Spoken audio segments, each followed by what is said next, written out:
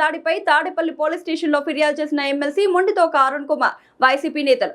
MLC Mondithoka Arun Kumar పేనుమాక రైతుల ఆహ్వానం మేరకు మేము రాజధాని ప్రాంతానికి వెళ్లాం. పోలీసులకు, రైతులకు, మీడియాకు అందరికీ సమాచారం ఇచ్చాం. ఉండవల్లి గ్రామంలో తెలుగుదేశం పార్టీ నాయకులు, కార్యకర్తలు మా బృందాన్ని అడ్డుకొని దాడి చేశారు. కమిటీలో 3 జిల్లా అధ్యక్షులు, 2 ఎమ్మెల్సీలు, 2 మాజీ మంత్రులు, 3 మాజీ ఎమ్మెల్యేలు, మంగళగిరి, తాడకొండ ఇన్ఛార్జీలున్నారు. సెక్యూరిటీ ఇవ్వకపోగా దాడిని పోలీసులు కంట్రోల్ చేయలేదు.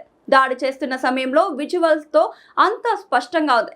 ఎమ్మెల్సీ కారును ధ్వంసం చేశారు. పెద్ద పెద్ద బండరాళ్లతో దాడి చేసి హత్య యత్నానికి పాల్పడ్డారు. పూర్తి వీడియో, ఫోటో ఫుటేజ్ ఉంది. తన కారుపై దాడి చేసిన వ్యక్తి రాయపూడి కిరణ్, మండల అధ్యక్షులు దాసరి కృష్ణలే.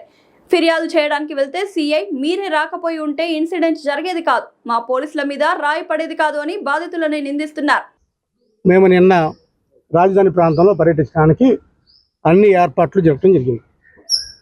పోలీసు వారికి ఇన్ఫార్మ్ చేయడం జరిగింది, ప్రెస్కి ఇన్ఫార్మ్ చేయడం జరిగింది. ఆ గ్రామ రైతులు అందరికీ చెప్పుకోవడం జరిగింది. మేము కూడా పత్రికా ముఖంగా కూడా మీడియా ద్వారా అందరికీ కూడా తెలియజేయడం జరిగింది. నిన్న జరిగిన సంఘటన అందరూ కూడా మీ మీడియా, ముఖ్యంగా మీడియా మిత్రులు అందరూ చూశారు. ఎవరు వెళ్తే ఎవరు దాడి చేశారు, ఎందుకు దాడి చేశారు అనేది మీకు బాగా తెలుసు.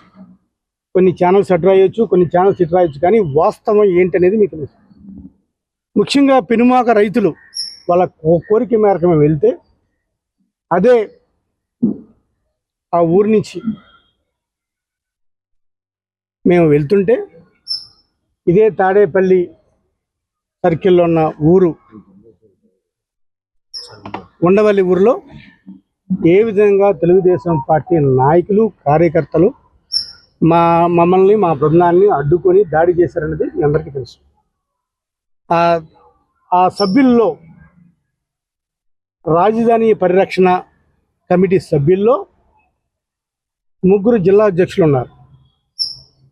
కృష్ణా జిల్లా, ఎన్టీఆర్ జిల్లా, గుంటూరు జిల్లా అధ్యక్షులు ఉన్నారు. 2 ఎమ్మెల్సీలు ఉన్నారు. 2 మంగళగిరి, కానికొండ, ఈ 2 కాన్స్టిట్యూన్సీ ఇన్ఛార్జీలు ఉన్నారు. వాళ్ళల్లో 2 మాజీ మంత్రులు ఉన్నారు, 3 మాజీ ఎమ్మెల్యేలు ఉన్నారు, 2 ఎమ్మెల్సీలు ఉన్నారు.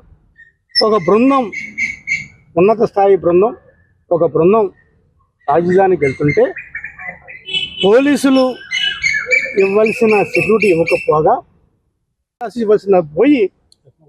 ఎకనాలజ్మెంట్ ఇవ్వాల్సింది పోయి మేము పైన చెప్తాం, పైన వాళ్ళు చెప్తారు, లేకపోతే పై ఆఫీసర్లు చెప్తారు, వాళ్ళు ఇమ్మంటే ఇస్తామని అంటే ఇంకా ప్రజాస్వామ్యంలో రక్షణ ఎక్కడ ఉంటుంది, లేకపోతే న్యాయం ఎక్కడ దొరుకుతుంది? ఇది పోలీసు వ్యవస్థకి చాలా చాలా చాలా సిగ్గుచేయటం ఉంది. ఎంతో మహానుభావుల్ని, ఎంతోమంది పోలీస్ ఆఫీసర్ని సృష్టించిన ఆంధ్రప్రదేశ్లో మరి ఇటువంటి పోలీసు వ్యవస్థ, అది కూడా తెలుగుదేశం పార్టీకి అండగా ఉండటం అనేది చాలా దురదృష్టకరం. నిన్న రైతులు వచ్చారు, రైతులు వచ్చి వైఎస్ఆర్ కాంగ్రెస్ పార్టీ నాయకులను అడ్డుకున్నారని చెప్తున్నారు. ఒకరు చెప్పండి, అక్కడ రైతులు ఎవరున్నారు? నా కారు మీద రాయేసిన అతని పేరు రాయపాటి కిరణ్, టీఎన్ఎస్ఎఫ్ అధ్యక్షుడు. నా కారులో ఉండి మమ్మల్ని భౌతికంగా దాడి చేసిన వ్యక్తి పేరు దాసరి కృష్ణ, ఏదో ఈ మండల పార్టీ అధ్యక్షులు.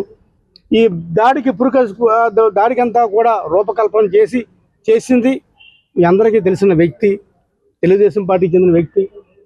అక్కడ ఉన్నదంతా కూడా తెలుగుదేశం పార్టీ కార్యకర్తలు తప్ప ఎవరో కూడా రైతులు లేరు.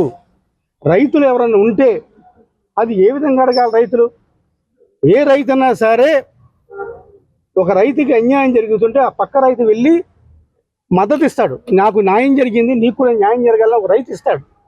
కానీ ఆ రైతుకి అన్యాయం జరిగింది, ఆ రైతు దగ్గరికి వెళ్తానంటే నువ్వు అసలు రైతు దగ్గరికి వెళ్తానికి వీలు లేదు, నువ్వు మావిగన్ అన్నావు, నువ్వు అమరావతి కాదన్నావు, నువ్వు రావడానికి వీలు లేదన్నావు. మావిగన్లో అమరావతి లేదా? అమరావతిలో మావిగన్ లేదా? మావిగన్లో అమరావతి లేదా? మేము ఎప్పుడైనా సరే వైఎస్ఆర్ కాంగ్రెస్ పార్టీ అమరావతి వ్యతిరేకం అని చెప్పామా? అమరావతి పేరు మీద జరిగే అవినీతికి వ్యతిరేకం అని చెప్పాము. అమరావతి పేరుతోటి రైతులకు జరిగే నష్టానికి మేము వ్యతిరేకం అని చెప్పాను తప్ప మేము ఎప్పుడు అమరావతి వ్యతిరేకం అని చెప్పలేదే. ఒకప్పుడు మా స్టాండ్ 3 రాజధానుల నుంచి ఇప్పుడు 3 రాజధానులు కాదు, ఇదంతా కూడా అమరావతి ఒక్కడే రాజధాని పరిమితం కాదు, ఈ మావిగన్ ప్రాంతం అంతా కూడా పరిమితం చేయండి అని మేము అడుగుతుంటే, మరి మావిగన్ ప్రాంతంలో అమరావతి ఎందుకు ఉండదు? మరి ఆ చిన్న లాజిక్ కూడా ఎందుకు మిస్ అవుతున్నారు? మీరు అమరావతికి వ్యతిరేకం, మీరు మావిగానికి రావడానికి వీల్లేదని తెలుగుదేశం పార్టీ కార్యకర్తలు నాయకులు దాడులు చేస్తుంటే దగ్గరుండి, అది డిఎస్పీ గారు సిఐ గారు దగ్గరుండి దాడి జరిపిస్తుంటే ఈరోజు కేసు ఇవ్వడానికి వస్తే కేసు ఇవ్వడానికి కూడా, కేసు తీసుకోవడానికి కూడా ఆయన ఇబ్బంది పడుతున్నారంటే నిజంగా కూడా ఆయన కూడా కొంచెం పిట్టి అనుకోవచ్చు. ఆయన మీద కూడా కొంచెం జాలి అనిపిస్తుంది. ఏ విధంగా రాజకీయ ఒత్తిడి లొంగి ఆయన ఉద్యోగం చేస్తున్నాడు అనిపిస్తుంది. ఆయన మీద కోపంతో చెప్పట్లేదు. ఏ విధమైన రాజకీయ ఒత్తిళ్ళు ఆయన మీద ఉన్నాయి? ఎంత చదువుకొని వచ్చినవాడు సిఐ గారు, ఎంత చదువుకుని ట్రైనింగ్ అయినవాడు. ఈ ఈ కాన్స్టిట్యూషన్ కాపాడవలసిన ఒక సిఐ చెప్పే మాటలు ఏ విధంగా చెప్తున్నాడంటే ఒక పక్క రాజకీయ నాయకుడు చెప్పే మాటలు మాట్లాడుతున్నారు. ఏదేమైనప్పటికీ కూడా ఈరోజు మేము కంప్లైంట్ ఇవ్వడం జరిగింది.